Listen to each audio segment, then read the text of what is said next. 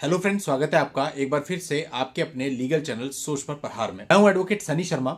और दोस्तों, आज के इस वीडियो में मैं आपको जो चीज बताने वाला हूं ये आप में से हर किसी के सामने आएगी। किसी के सामने 3 महीने बाद, किसी के सामने 6 महीने बाद, किसी के सामने 3 साल बाद। और कल किसी ने पर्सनल रिक्वेस्ट भी करी थी इस मुद्दे पर एक वीडियो बनाने की।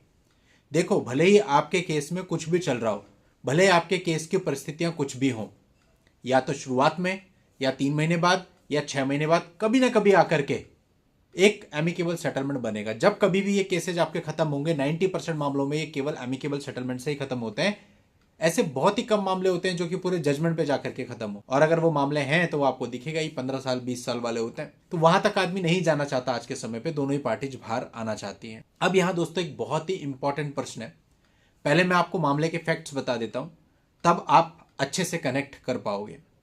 एक मामला था जिस मामले में पत्नी ने अपनी तरफ से डीवी एक्ट का भी केस किया हुआ था, 125 भी किया हुआ था, 498A का भी एक केस किया हुआ था। उसमें कॉग्निजेंस हो गया था। अब मीनवाइल जो लड़का था वो 498A की क्वेश्चनिंग में जाता है। और 498A की क्वेश्चनिंग में जब जाता है तो इनिशियली जो कोर्ट है वो मामले को मीडिएशन में डाल देता है।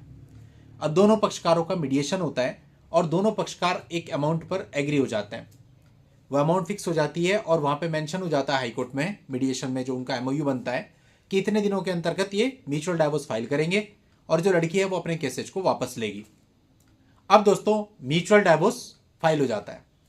म्यूचुअल डाइवोर्स फाइल होने के बाद जो डीवी के और 125 सीआरपीसी के केस है, वहां पर लड़की अपनी तरफ से एक एप्लीकेशन दे देती है कि उनका आपसी समझौता हो चुका है और वो अपने केस को आगे नहीं चलाना चाहती, वापस लेना चाहती है, और उसी आधार पर केस वापस भी हो जाते हैं।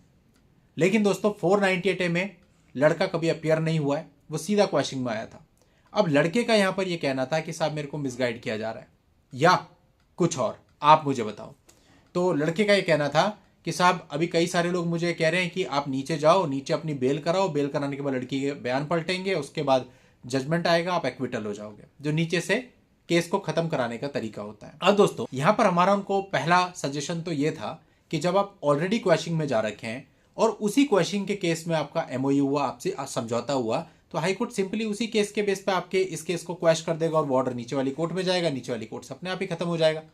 तो आपको बेल लेने की क्या जरूरत है और पूरी प्रोसीजर में पढ़ने की क्या जरूरत है। तो हमने उनको एक ही सजेशन दिया कि आप अपने हाईकोर्ट के लॉयर से बात करो, इन सब चीजों में मत पढ़ो। अब दोस्तों, यहां से चीजें शुरू होती है। मतलब यहां पे अब आपका सवाल आता है कि साहब अब हाईकोर्ट में अगर ऐसी परिस्थिति में इस मामले को खत्म कराना पड़े तो उसका एक प्रॉपर प्रोसीजर क्या होता है। क्योंकि यदि आपकी क्वेश्चनिंग मेरिट पे चल रही होती फिर तो सिंपल था कि आर्ग्यूमेंट सुने जाते और बात खत्म हो जाती। लेकिन ऐसे मामले में जहां पे हाईकोर्ट में समझौता बन गया है और नीचे हम इन्वॉल्व नहीं होना चाहते इस प्रोसेस में, हम चाहते हैं कि उसी क्वेश्चनिंग पिटीशन में ऑर्डर हो जाए नीचे वाले केस को क्वैश करने का और ऑटोमेटिकली सब कुछ खत्म हो जाए। तो दोस्तों, इसके लिए हाईकोर्ट में आपको एक कंपाउंडिंग एप्लीकेशन फाइल करनी पड़ेगी। कंपाउंडिंग एप्लीकेशन दोनों पक्षकारों की ओर से कंबाइंड जाती है, जिसमें लिखा जाता है कि हमारा कॉम्प्रोमाइज हो चुका है, हमने म्यूचुअल डाइवोर्स फाइल कर दिया है, और लड़की उसमें मेंशन करती है कि अब मैं इस केस को आगे चलाने की इच्छुक नहीं हूं। दोनों पक्षकारों के कंपाउंडिंग एप्लीकेशन पर साइन होते हैं और उसके साथ में दोनों ही पक्षकारों के एफिडेविट भी हाईकोर्ट में सबमिट होते हैं। अब दोस्तों, जिस दिन भी हियरिंग होती है उस दिन लड़का और लड़की दोनों के बयान हाईकोर्ट के द्वारा लिए जाते हैं। अब ये बयान फिजिकली अपेयर होकर भी आप दे सकते हो और मैक्सिमम जगहों पर आपको वीसी की फैसिलिटी भी मिल जाती है, वीसी से भी आप ये बयान दे सकते हो।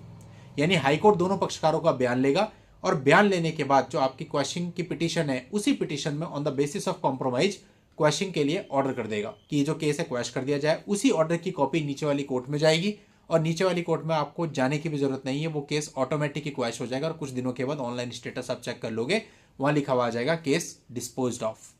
ये तरीका होता है इस पूरे मामले को खत्म करने का, यदि आप इसको हाई कोर्ट के थ्रू खत्म करना चाहते हैं। और लॉजिकली भी यही है, जब हाई कोर्ट में ऑलरेडी हम जा रखे हैं, वहां पे हमारा समझौता भी हो चुका है, तो हाई कोर्ट इससे सिंपल इसे खत्म करा ले। वहां कोई लंबा प्रोसीजर भी नहीं है, आपको सिंपल एक एप्लीकेशन ही फाइल करनी है। अब दोस्तों, यहां पर भी आके यानी सब कुछ करने के बाद, अब जो मामले की मैं आपको बात बता रहा हूं, यहां पे भी लड़का लड़की को एक पेमेंट कर चुका है काफी मोटी। अब उसके बाद फिर उसको ये बोला जा रहा है नीचे की कोर्ट में ये होगा वो होगा, जिसमें बहुत कंफ्यूज है और जितनी राय उसको मिल रही है वो किसी भी राय से संतुष्ट नहीं था कि करूं तो क्या करूं। देखो, सबसे बड़ी बात होती है अगर आपका हाईकोर्ट में समझौता हुआ तो आप कंपैरेटिवली ज्यादा सेफ हो। तो ज्यादा बेहतर है कि जो भी आपका वहां पे मामले का निपटारा हो वो हाईकोर्ट से ही हो, हाईकोर्ट की उस पर स्टैंप लग जाए, तो ऐसे मामले में लड़की के द्वारा अपियर ना होने या चीट कर लेने की संभावनाएं भी काफी कम हो जाती हैं। तो दोस्तों, उम्मीद करता हूं कि आपको ये पूरी बात समझ में आ गई होगी। तो आज की इस वीडियो में इतना ही रखते हैं। नेक्स्ट वीडियो में मैं आपसे फिर मिलूंगा, तब तक के लिए goodbye and thank you for watching. Take care.